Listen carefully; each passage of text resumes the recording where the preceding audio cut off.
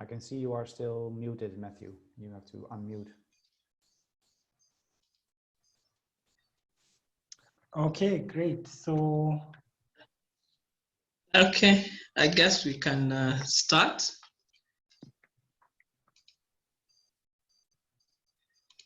I can see we have 13 attendees. That's okay. I think the rest will join as we go on. So thank you everyone for attending this webinar. This is the first webinar by REN Engineering Solutions. And I think today we are going to focus on the hidden cost of compressed air. But before we start, I will go through some house rules so that all of us can be able to enjoy this webinar until the end. Matthew, next slide, please.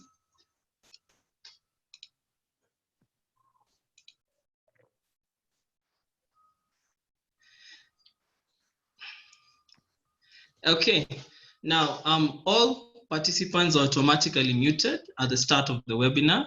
So ensure you're muted throughout the session so that we can only have one speaker speaking at a time.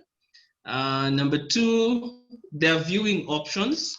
So you can enable a side-by-side mode so that you can have the presentation, the full presentation on one side, and you can be able to see the speaker on the other side. So all you need to do is at the top of your window, Zoom window, there's a view option, drop-down menu. You can click that and then select side-by-side mode, and you should be able to see both sides. Now, if you have any questions throughout the webinar, we would kindly suggest that you put them in the chat box at the bottom of your Zoom window. So at the bottom of the Zoom window, you should be able to see the Q&A box. So you can put in your questions there. Then we will determine whether to answer the questions within the session or we leave it towards the end of the session, depending on how comprehensive you need an answer. But we would suggest that you keep your questions brief and to the point so that we can be able to answer as many questions as possible. Now, towards the end of the webinar, we will have a satisfactory poll. So at the bottom of the screen, you should see a poll button. So it will be activated 15 minutes towards the end of the webinar. So kindly take 2 minutes to give us your feedback before you leave. We will really appreciate that. Now, in case at any one point during the webinar, you accidentally leave because of internet issues or any other reason, you can rejoin back using the same link. So that's very possible. Now, at the end, once we finish this webinar, the presentation slides will be shared with all participants after the webinar. The webinar is also streaming live on Facebook on the company page, REN Engineering Solutions. It will be saved after, and it can be accessed at any time by anyone. Yes, I think that's it for the house rules. I'll introduce the speakers for today, then I will pass it on to the first speaker. So today we have two speakers with us, Engineer Matthew Waita Mwenga. Engineer Matthew Waita is the Managing Director of REN Engineering Solutions. He's a registered professional engineer with over 14 years in compressor and petroleum industries. The second speaker we have today is Sjim Jansen. He is the Distribution Development Manager for VPInstruments, which is located in the Netherlands. So at this juncture, I'd like to pass over to Engineer Matthew Waita to take over and take you through today's webinar. Thank you so much for joining. thank you, Matthew, for introducing me. And looking at our agenda today, we'll start with who we are as a company, who is REN Engineering Solutions. We'll then go through some facts about compressed air. We'll then get right into the hidden costs in your compressed air system. And then we'll look at areas where you can start your savings journey before closing with a case study. Wren Engineering Solutions is an engineering company that provides best-in-class productivity and reliability solutions for compressed air. We help you get peak performance and reliability through our total systems approach. That means that we identify and eliminate waste at every point in your compressed air system. We have a 4-step process to optimize your plant, and it's data-driven. It all starts with a baseline audit. Energy audits allow us to identify where you're losing energy. After collecting data using the audit, we then analyze this data and are able to quantify how much energy are you losing because of waste. For example, how much energy are you losing to leakages and other things like that. We then propose energy conservation measures and are able to give you the predicted payback period. Once you're ready, we take these recommendations and bring them to life through design and implementation. We also do a lot of design and implementation for compressed air piping networks. We then ensure that once you've installed these energy saving measures, that we verify that the savings actually occurred. Another key thing is we ensure that we help you sustain your savings. One of the biggest issues that you might have is, yes, you have savings, but how can you make sure that these savings are with you for the long term?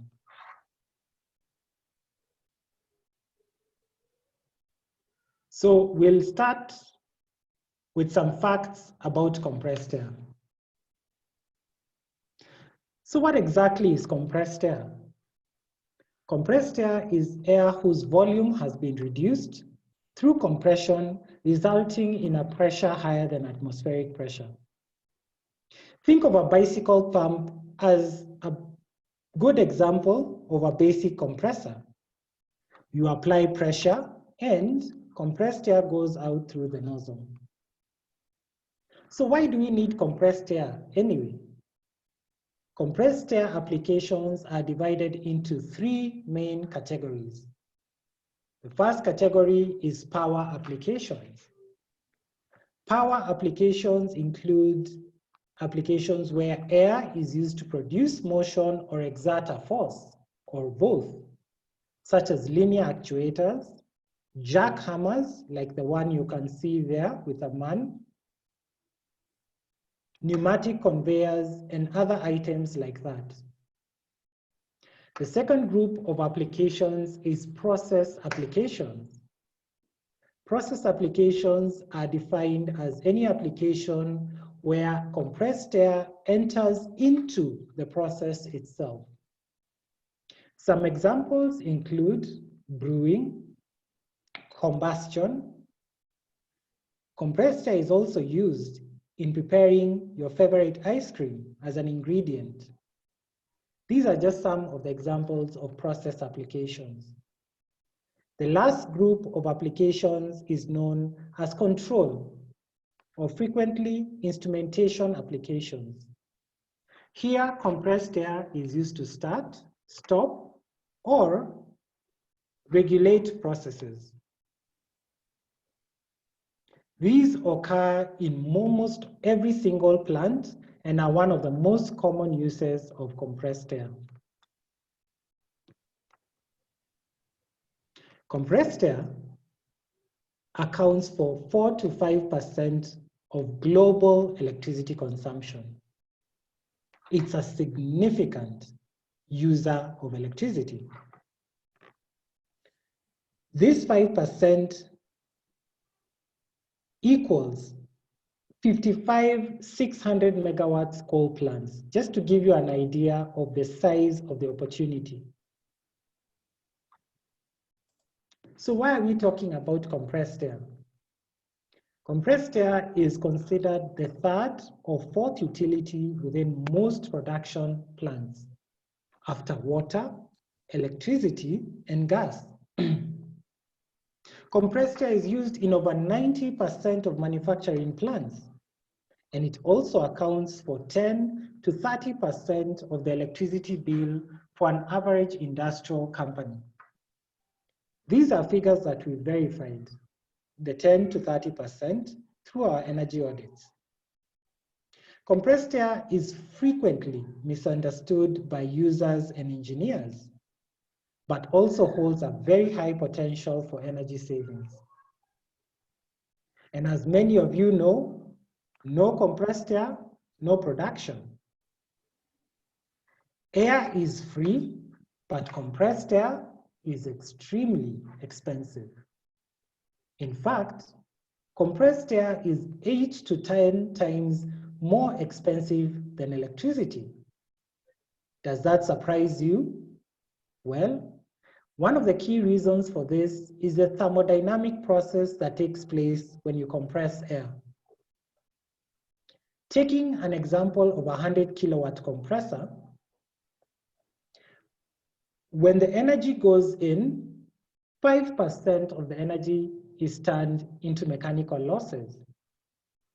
The vast majority, almost 80% of the energy that goes into your compressor motor is turned to heat. In essence, the compressor can be considered a large heater. Only 15% of the energy that goes into your compressor is actually turned to compressed air. 50% of this ends up getting wasted through things such as artificial demand, inappropriate uses, leaks. So only 50% of the energy that goes in actually ends up in your production. Think about it. That's 7.5% of the energy that goes in to your compressor actually ending up being used in your plant. This should give you an idea of why compressed air is so precious and why we need to look at it for savings. Another key fact is that if you look at the total cost of owning a compressor over 10 years, the largest cost is not the cost of purchase, it's the energy cost. We frequently find in many companies that the biggest deciding factor usually ends up being the price of the equipment. But this will only account for 15 to 20% of the total lifetime cost. A more efficient compressor will quickly recoup the extra cost in price within less than 2 years. There is definitely an opportunity to look at the energy cost first and then look at the equipment cost and maintenance. So you've just come from that restful holiday that you've always dreamed of, and you find that your tap has been leaking for the last 2 weeks. How does that make you feel? At the very least, your tap is visible. You know that you've lost the water and that you're going to have to pay it.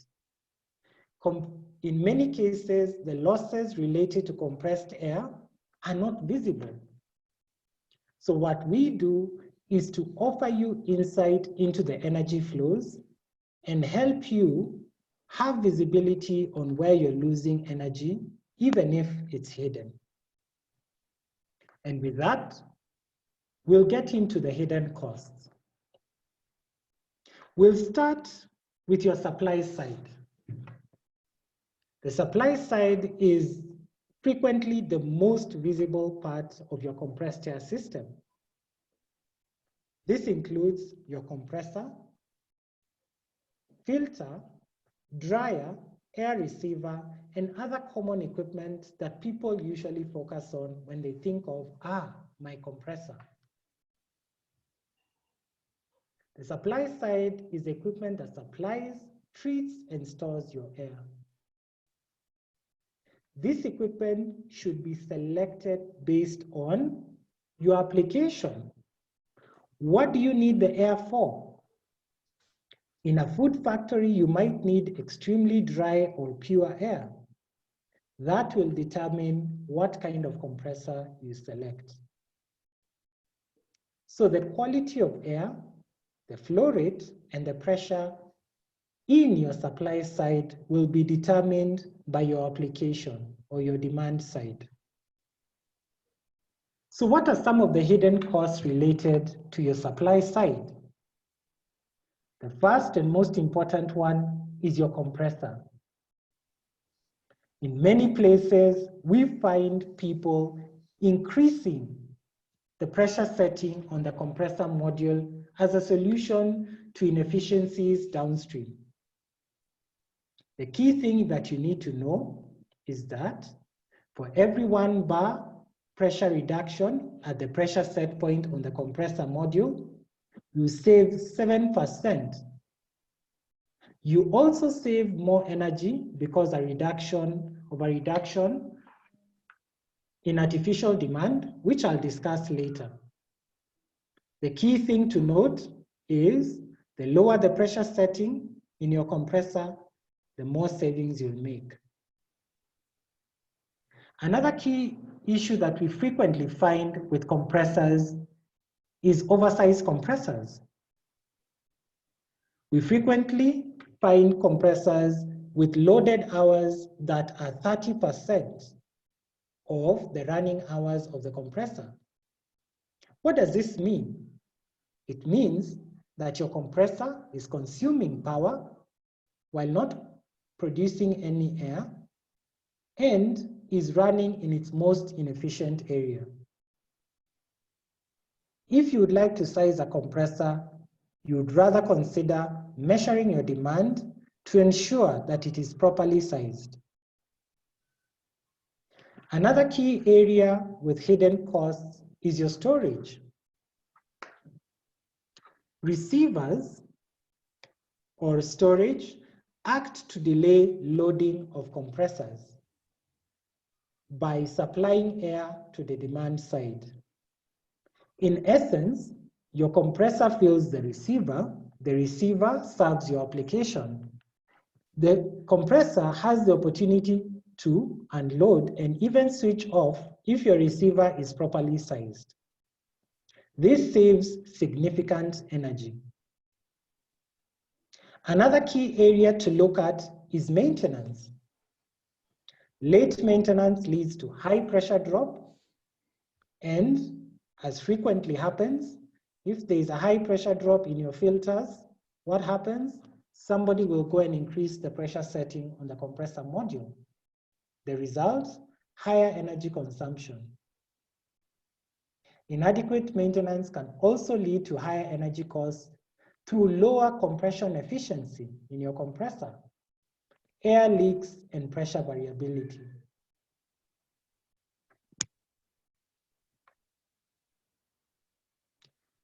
When you compress air, all the contaminants contained in your air are concentrated. If you had a certain volume of air at atmospheric pressure, when you compress the air, that amount of water rapidly increases. So to remove this excess water, you will frequently find people installing dryers. There are different types of dryers, but the type of dryer that you select is determined by the application. The key thing to note is the drier the air, the higher the energy cost. Dryers like desiccant dryers, which provide extremely dry air, can use up to 15% of the outlet air to regenerate. you should be aware of this. The higher the quality of air you want, the higher the cost of energy. Another key thing that we find in many factories relates to water drains. The graph on your right compares the cost in 1 year of running a timer drain and the cost of a leak. By far the lowest cost of draining your compressed air receiver is a no-loss water drain. Many factories rely on a technician to manually drain the compressor receiver every shift or every day. But the challenge that you have is that during the course of the year, the humidity of air varies. It's very common to find a compressor receiver half full of water. In many cases, this water will end up in your application or damage control equipment downstream. Electronic water drains that only drain water when it has precipitated are usually your best bet for savings. Another area with hidden costs in your compressor room is ventilation. It's very common to find utility rooms with a compressor, dryer, and even worse, boiler in the same room. The hotter the compressed air that the compressor takes in, the more inefficient it is.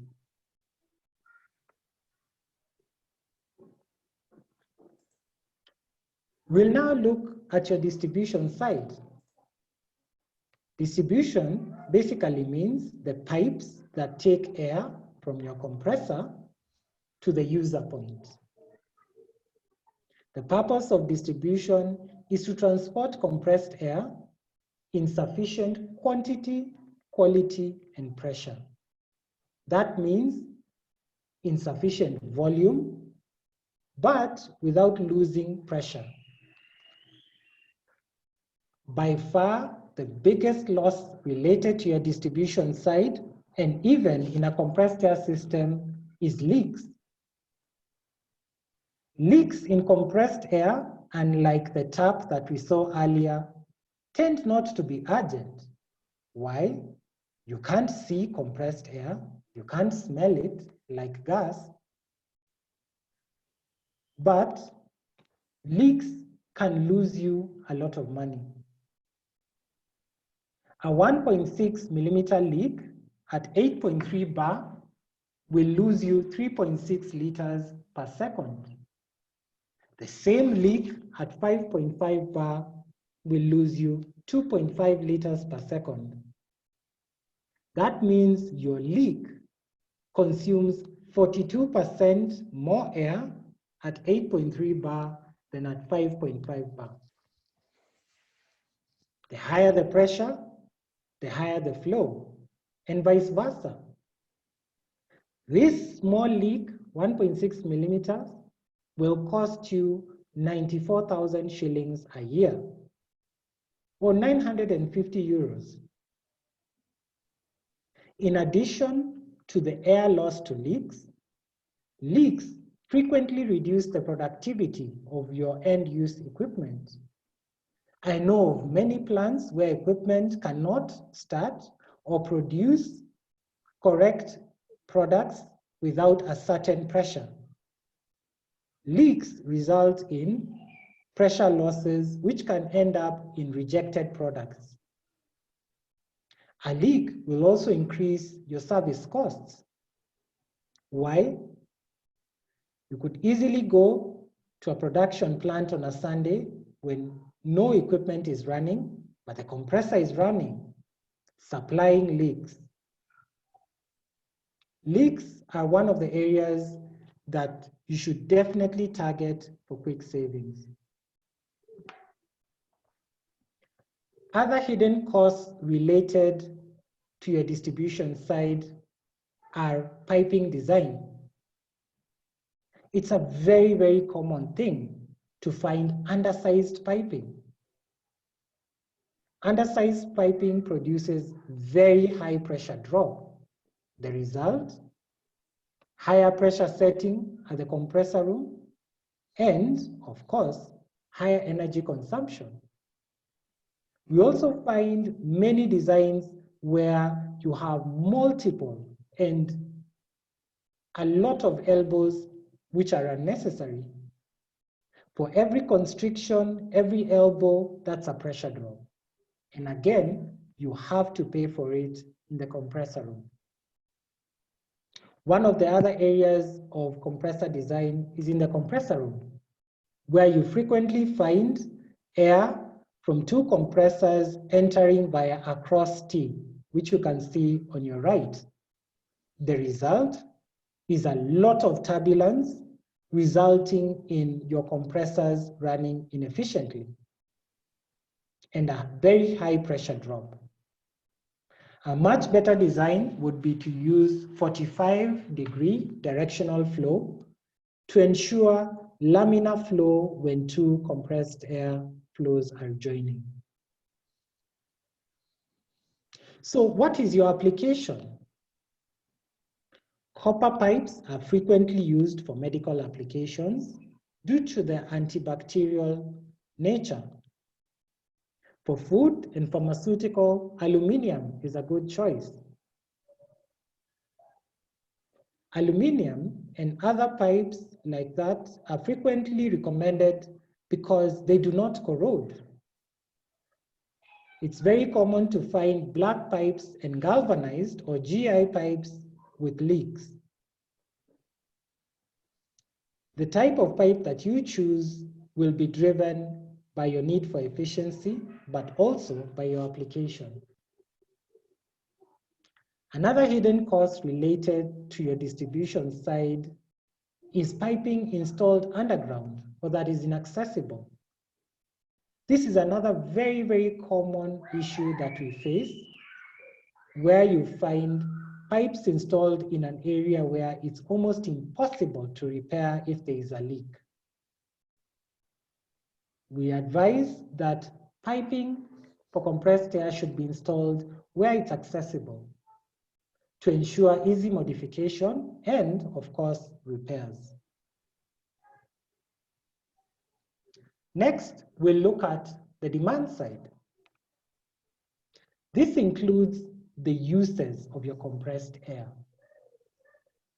As we discussed earlier, the demand side is also the application side. Why do you need compressed air? Power applications for plastics factories can include blow molding. You can use air for sandblasting, cleaning. Other applications include instrumentation and control. And lastly, process applications, where air could be used as an ingredient. Your compressed air demand determines how much air is needed, at what pressure it's needed, and what quality. Remember, your demand side will determine the type of piping, which means your distribution, and the type and size of your compressor and treatment equipment. So what are the hidden costs related to your demand side? One of the most frequent issues with the demand side is inappropriate uses. We frequently find many users in factories using compressed air for cleaning. Not only is this extremely dangerous, but it's also extremely expensive. It's advised to use a blower instead of compressed air. But if you must use compressed air for cleaning applications, then we always advise to use engineered nozzles, like the one you see on the right. These nozzles can cut the use of compressed air by up to 75%, while still giving you the cleaning that you need. Other hidden costs related to the demand side are leaks. Our finding is that the majority of leaks are usually found in the last 30 feet of pipe and fittings to the user point. Another key area of waste is artificial demand. Artificial demand simply means when you supply compressed air at a higher pressure than is needed, the application will simply use more air. A good example is a manufacturing plant where we found that all the applications in the plant required 3.5 bar, but they had bought a compressor that was supplying 12.5 bar, and then using regulators to turn down the pressure back down to 3.5 bar. Essentially, they were paying to compress the air to 12 bar and then paying again to reduce this pressure. A better option would have been a blower or a low pressure compressor to meet this demand. Other hidden costs related to your demand side are old pipelines, abandoned equipment that are no longer in use. We frequently find pipes that lead to somewhere in the plant and nobody knows where that pipe goes. Another key issue on your demand side is those filter regulators. Do you check what the pressure drop is across them before you buy them?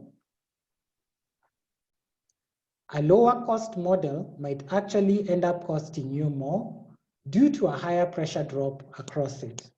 Because remember, that pressure drop will have to be paid for in the compressor room. So now that we've discussed some of these hidden costs, where can you start your savings journey?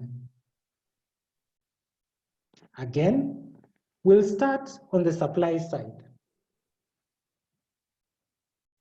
Compressed air controls is one of the areas where you can have a quick win.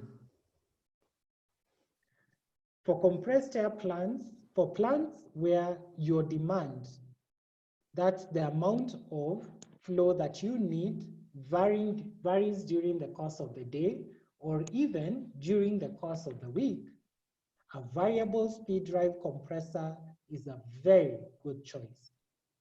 This compressor will provide a fixed pressure but variable flow that depends on your demand.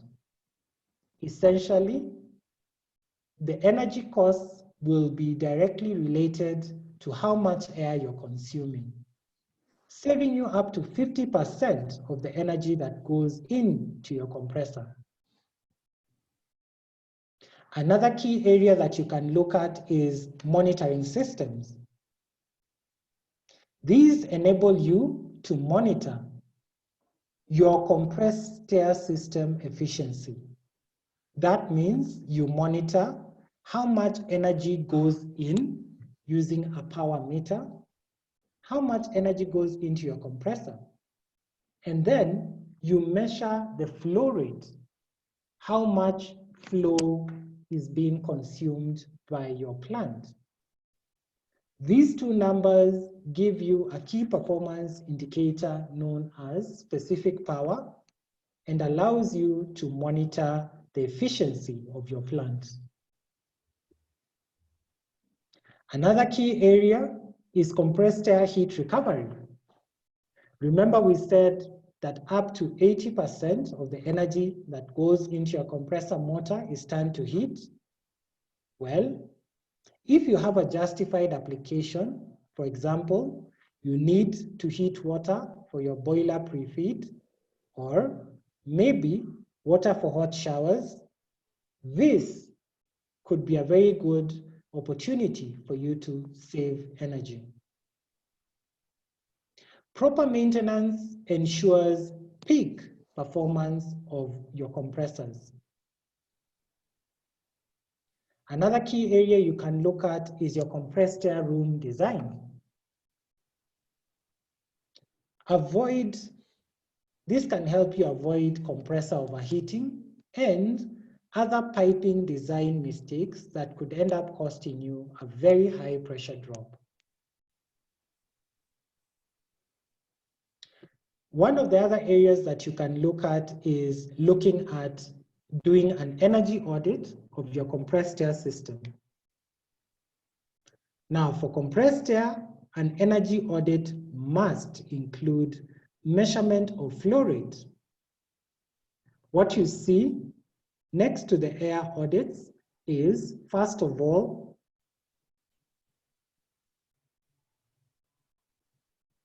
you have your flow sensor on the right and a dew point sensor on the left, right next to the word air audits. These sensors will allow you to measure your demand, and for the dew point sensor, the quality of your air. That, coupled with measuring the energy in, will give you a very good idea of how your system is performing in comparison to manufacturer recommendations. Another key area that we talked about is your compressed air storage. The right size of air receiver improves the efficiency of your compressors by acting as a buffer. It basically ensures that your compressor does not react every time somebody opens a valve. The receiver takes care of all these frequent starts and stops and only comes on running when air is depleted from the air receiver. Cost allocation is another frequent application in your supply side. Many times we find plants with different departments using compressed air, and management would like to allocate costs to each different plant. A compressed air flow meter and monitoring system can allow you to measure the volume of air going to a specific application and allocate costs to them related to compressing the air.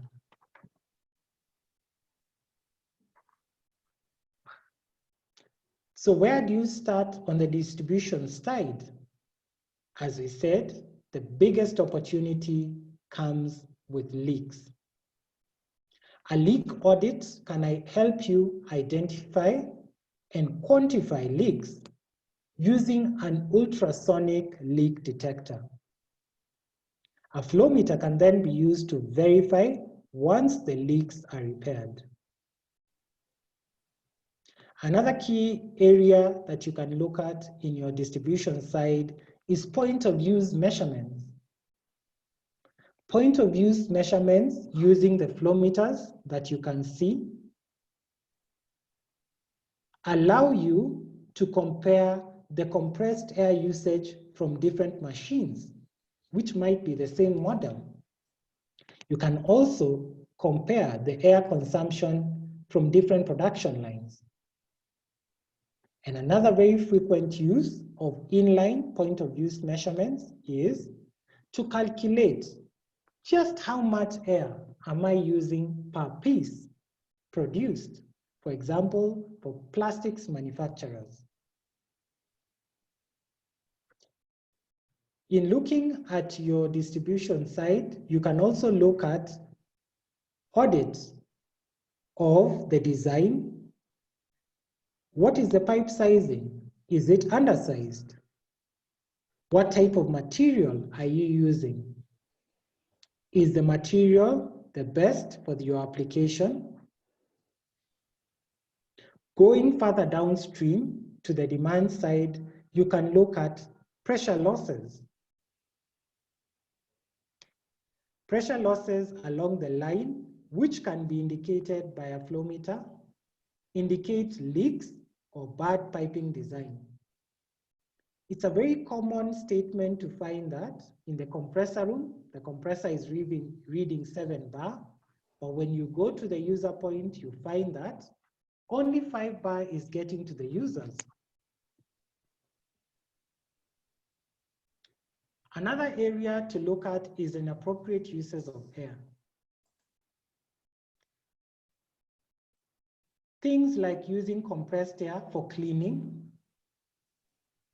inappropriate uses such as using open pipes for cleaning applications in the plant are areas that you should look out for and eliminate using engineered nozzles or air knives. And as we said before, frequently, most of the leaks in your compressed air plant are near the user points. So you do have the opportunity to identify, monitor, and eliminate these leaks using a leak management software. The other key one is artificial demand. If you supply your applications with higher pressure, guess what? They use more air.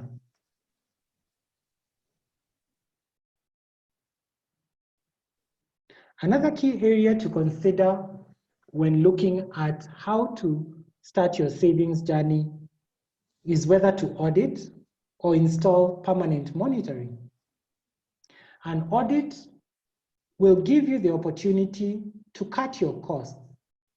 The graph on the right shows the cost savings that can be achieved by carrying out an audit. However, what happens if you want to maintain these savings? Frequently, you will carry out your energy audit annually or every 3 years. Another option is to consider permanent monitoring, which allows you to monitor and track your system efficiency real time. This will allow you to notice if there are any changes. Why is my energy consumption going up while the applications have not changed? A monitoring system will allow you to note such things. The monitoring system for those energy managers meets ISO 5001 energy management and is capable of automatic reporting. In summary, how do we increase the effective use of compressed air? Well, on the right, you'll see some of the quick wins.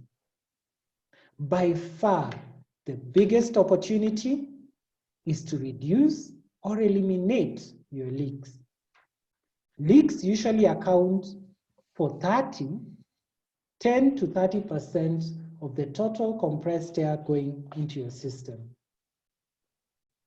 Other opportunities include eliminating pressure loss by looking at the design of your compressed air system.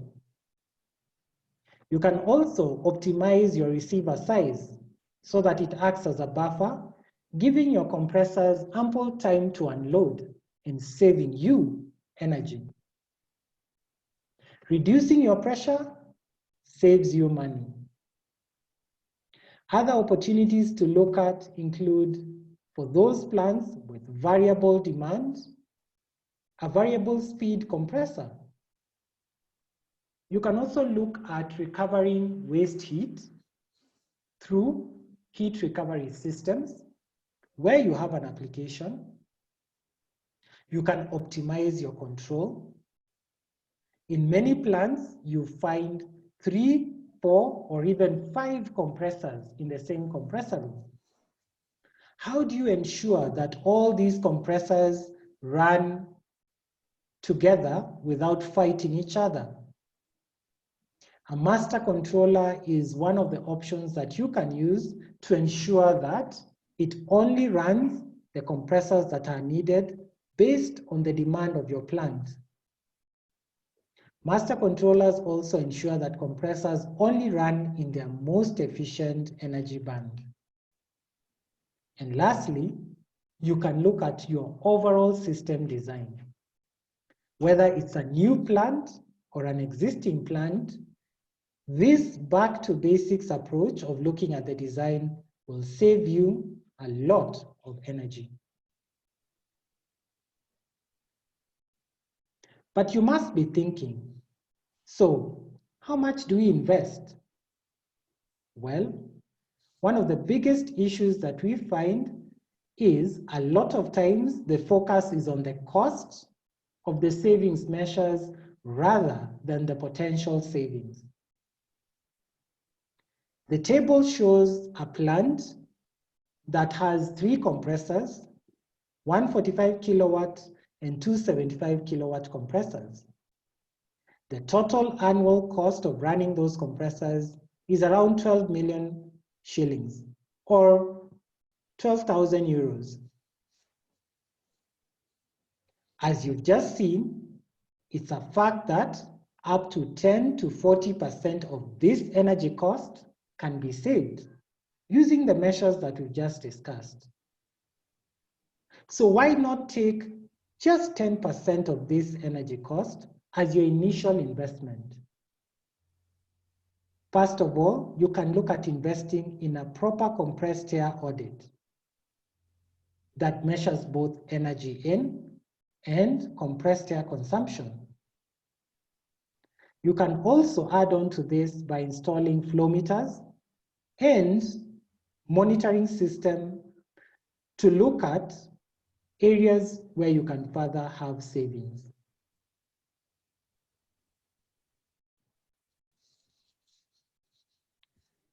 With that, and just before we get into the question and answer session, we'll look at a case study.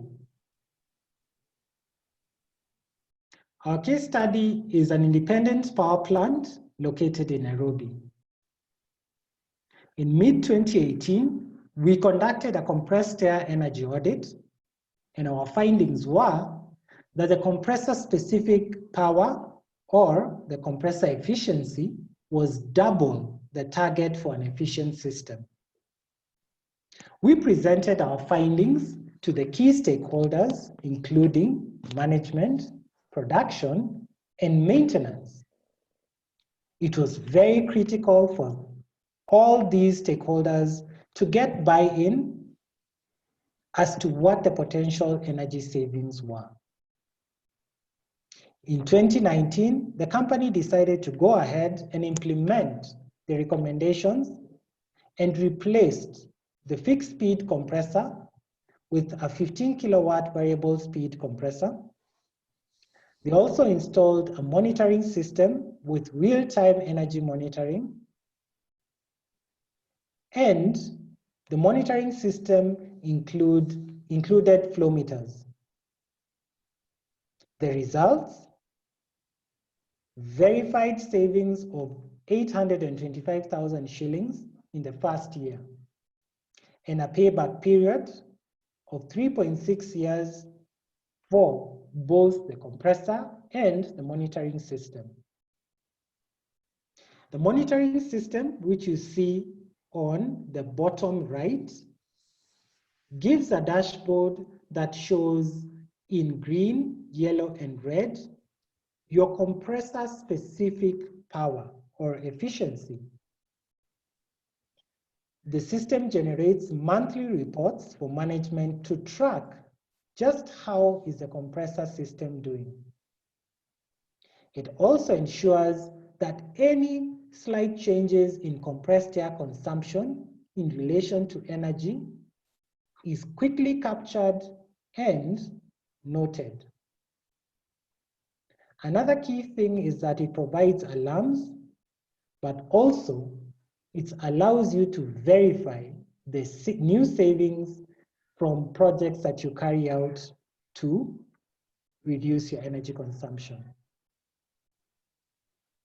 With that, I'll go to the question and answer session and also invite Sjim to comment on some of the questions that may have been coming in. Thank you. Thanks, Matthew. First of all, compliments for the way you presented. Excellent job.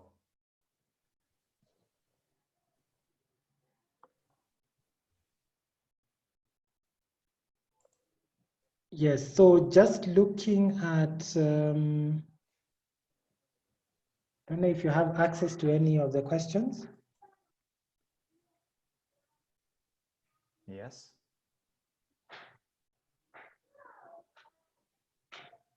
I can see 3 questions, is that correct?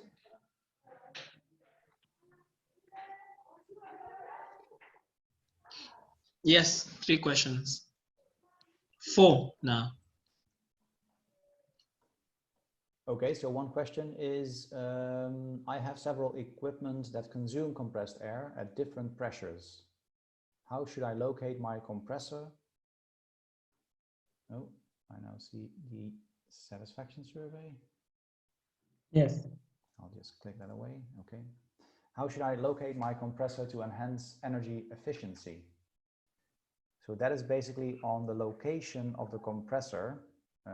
That depends a little bit on the, I would say, complete layout or the piping and instrumentation diagram, as we call it, of the complete plant to find out what should be the correct location for your compressor.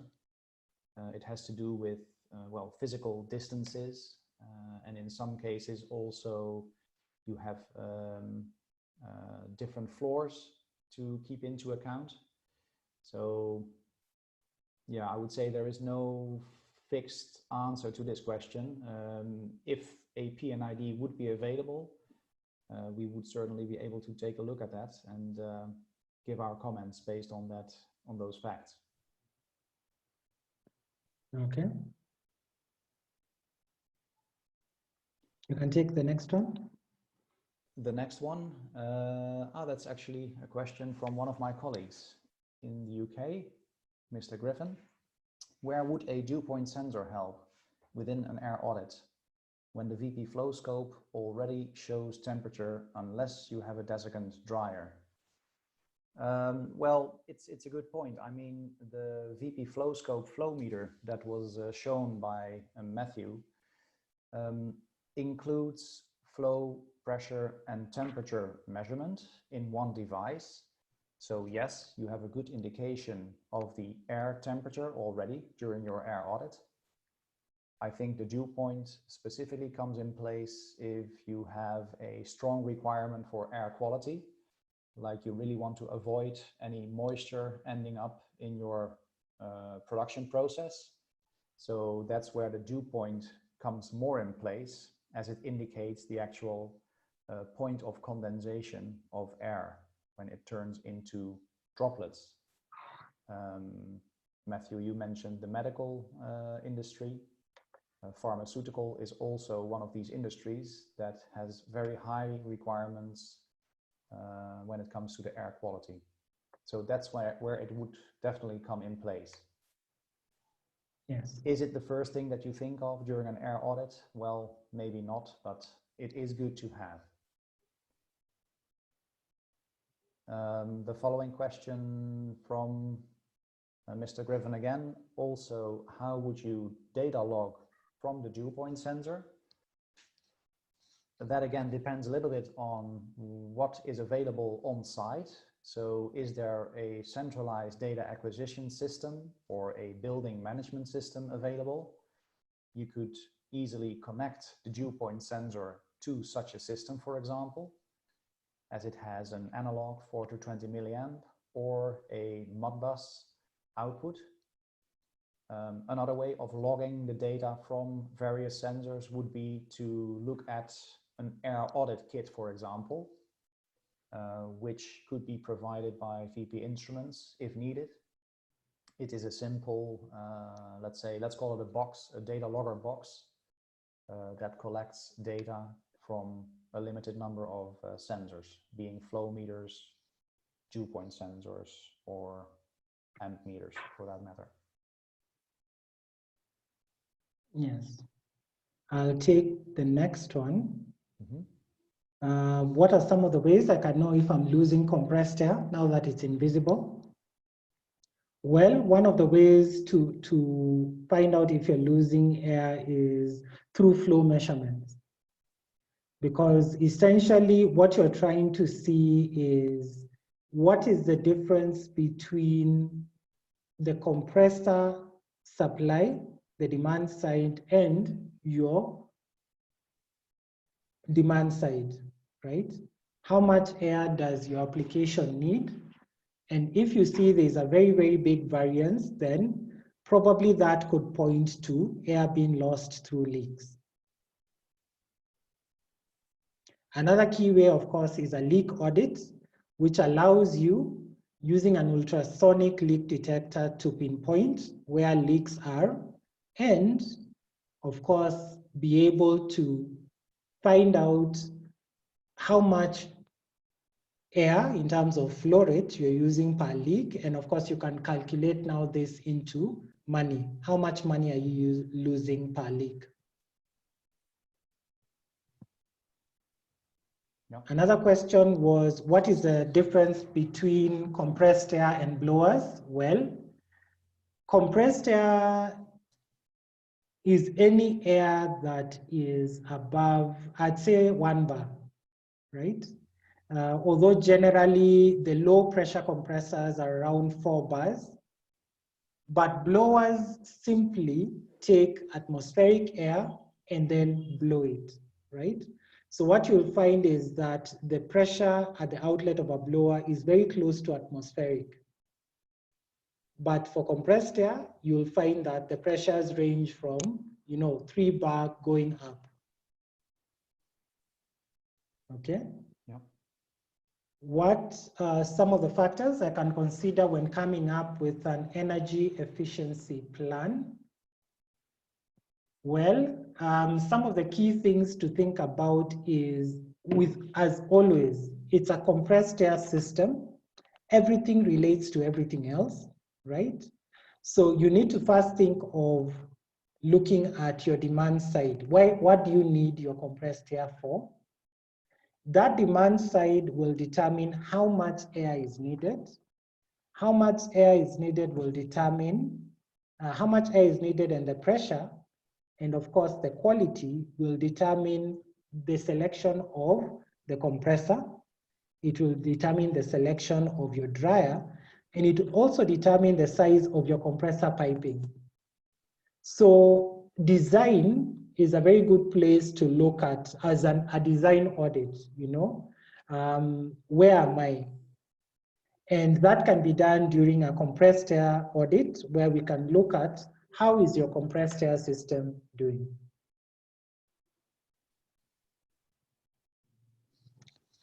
Okay. Is another question? I think you can take that too. Okay. Other than the ultrasonic leak detector, are there any other quick ways of checking leaks? Well, one thing I would really recommend against is putting your ear close to the pipe. Compressed air is very dangerous. It can rupture your eardrum or even remove your eyeball. So frequently you find people using soapy water with a small spray as a very quick way of just checking the joints, especially the joints near the user point. That's one quick way you can look for leaks. But these days you have different types of leak detectors. You have very simple leak detectors which you can use to find these leaks near the user points. Okay. What is the most preferred material of choice for compressed air distribution lines? I've seen some areas using GI or mild steel. And I think for this one, I'll just refer back to the question of the application. Why do you need the air? Because the application of your compressed air will determine the quality of air that you need, which means that pipes like mild steel, which are prone to rust, would not be recommended in, for example, a brewery where you're using stainless steel pipes, or in a hospital. So ideally, you would say for you to save, the better option would be to look at aluminum pipes, which practically eliminate leaks. But GI pipes and mild steel tend to be readily available and many people use them. The key thing to note is that their life is shortened because over time, with moisture inside the compressed air piping, they corrode.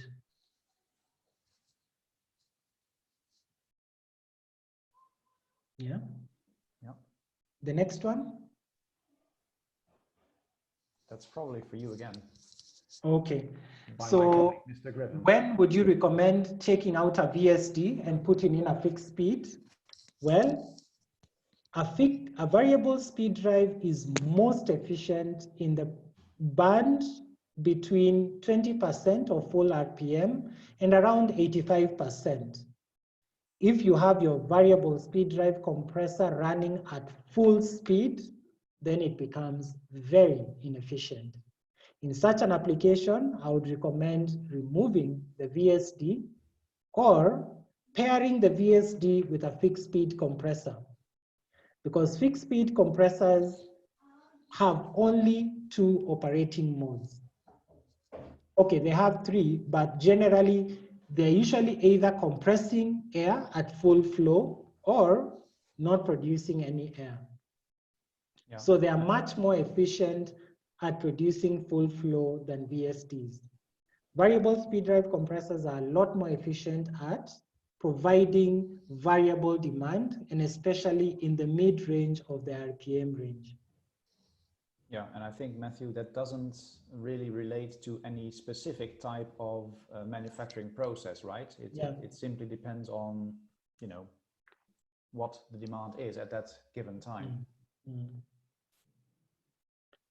So the last one is, do we offer other services? Yes, we do. I may not have mentioned this, but we do compressed air quality testing, where that dew point sensor would come in handy, where we look at the quality of air. And this is especially critical for companies such as pharmaceutical or food.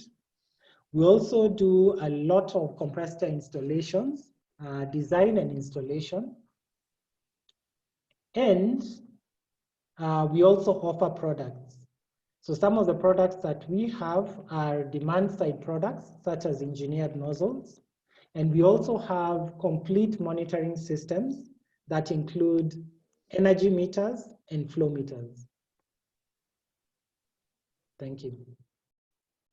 So I believe that wraps up the Q&A. And I think during this period, please take some time to answer the satisfaction survey.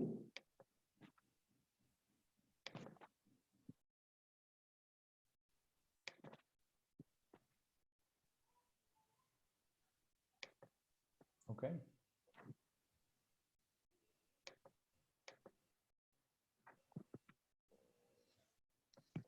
And as we wrap up, we'd like to share with you that we have some upcoming webinars. In September, we'll be looking at compressed air demand side challenges.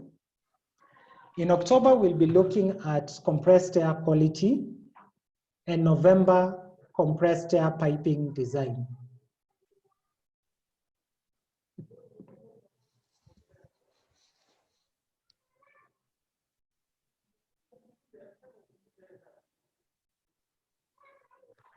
So I'll hand over back to our host, Matthews, to close. Thank you so much. Thank you so much for all joining this webinar. I hope you all enjoyed and it was an informative webinar. Thank you so much, Matthew, for taking us through the presentation. Thank you so much, Mr. Jansen, for being on hand to answer any questions that were asked by the participants. And we thank you all participants for joining in. Sorry, it's a bit noisy on my side. It's decided to rain. We kindly give us your feedback through the poll questions before you leave. We'd like to hear from you. For any more questions and any more information about REN Engineering Solutions, kindly email info@ren-engineering-solutions.com or call +254 741 159 200. I think that's on your screen. So you can take down the email and the number, and you can reach out to REN Engineering Solutions if you have any more questions. I think that's it for now. We will send you all the presentation the presentation slides so that you can go through them in detail again, and you can direct your questions again to Ren Engineering Solutions. Thank you so much for joining, and do have a lovely afternoon/evening. Thank you so much.